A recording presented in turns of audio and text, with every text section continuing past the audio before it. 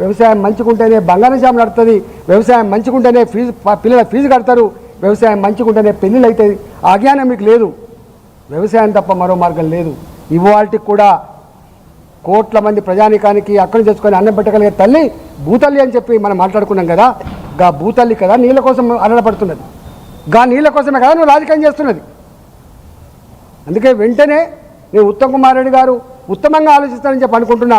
ఉత్తమ్ కుమార్ రెడ్డి గారు వెంటనే బేజ్జాలు బంద్ చేసి రాజకీయాలు బంద్ చేసి తక్షణమే నీళ్లు లిఫ్ట్ చేయాలని చెప్పి నేను డిమాండ్ చేస్తున్నా.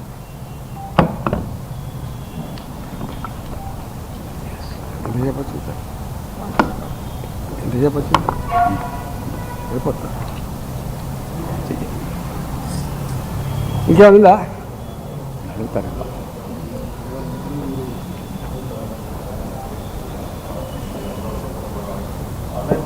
మేడిగడ్డలు పూర్తి స్థాయిలో నీటిని నింపితే ఏదైతే ట్యాక్స్ వచ్చినా అక్కడ ఇబ్బందులు అవుతున్నాయి. కిందికి ఇచ్చినా కూడా మొత్తం కొట్టుకోలేదు, దానికే ఇబ్బంది అవుతుంది. ఇప్పుడు వాళ్ళకి నీళ్ళు ఎత్తియాలనేది రేవంత్ రెడ్డి వాళ్ళు. అసలు సుక్క నీళ్లు నిల్వ చేయదంటున్నాం మేము కూడా. ఒక సుక్క నీళ్లు కూడా మేడిగడ్డ బరాజు అంటే లక్ష్మీ బరాజు దగ్గర నీళ్ళు నిల్వ చేయమని అంటలేను నేను.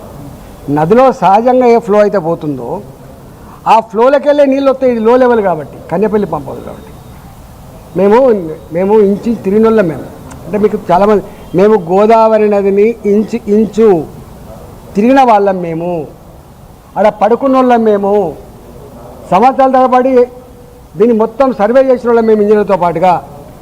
దానికి ఇప్పుడు దేవాదుల ఉంది. నేను ఇంతకుముందు చెప్పిన దేవాదులకు బరాజు లేదు. జస్ట్ గోదావరి నీళ్లకు కొంత కాలువ తవ్వుతే మీరు ఎప్పుడైనా వాగులలో చూడండి, పర్రెలు తవ్వుతాం మనం. మీకు వ్యవసాయం పర్రెలు తవ్వుకొని బావిలకు నీళ్ళు తెచ్చుకొని అక్కడికి పంపు చేసుకుంటాం.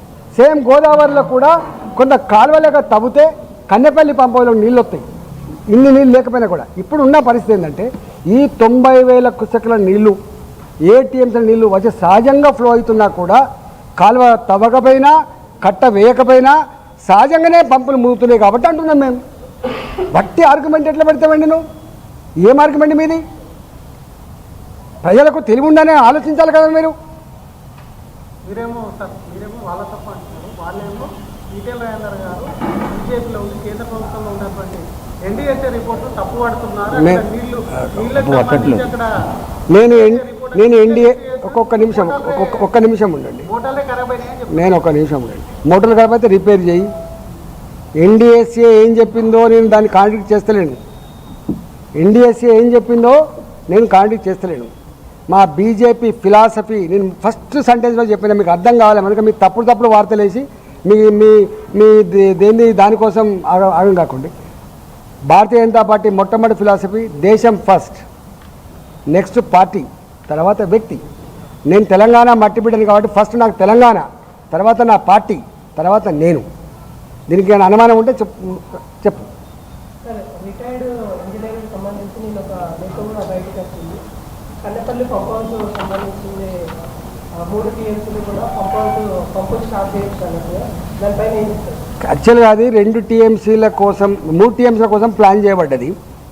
మోటార్లు మాత్రం 2 టీఎంసీల కోసం పెట్టిండ్రు. సివిల్ కన్స్ట్రక్షన్ 3 టీఎంసీల కోసం పెట్టిండ్రు. మీకు మళ్ళీ ఒకసారి అర్థం కావాలి. మొత్తం 3 టీఎంసీలు లిఫ్ట్ చేయాలి అనేది అప్పటి నిర్ణయం. కానీ మళ్ళీ నీటిలో మునిగి మళ్ళీ పని చేయాలి, సివిల్ కన్స్ట్రక్షన్ చేయాలంటే కష్టమవుతుంది, కాస్ట్ ఎక్కువ అవుతుంది. కాబట్టి సివిల్ కన్స్ట్రక్షన్ మాత్రం 3 టీఎంసీల కోసం చేసి పంపులు మోటార్లు మాత్రం 2 టీఎంసీల కోసం పెట్టిండు. ఇది అప్ టు మిడిమానేర్ వరకు కూడా 3 టీఎంసీల కోసం అని ప్లాన్ చేసిండు. నేను అలా జిల్లా మంత్రిని, నేను అప్పుడు ఆర్థిక మంత్రిని, జిల్లా మంత్రిని. నేను అంటున్నాను, దమ్ముంటే దాని మీద కమిషన్ వేసినా కదా బయటికి తీసి ఎంక్వైరీ చేయి, దోషులు కూడా శిక్షించు. నేను అంటున్నా.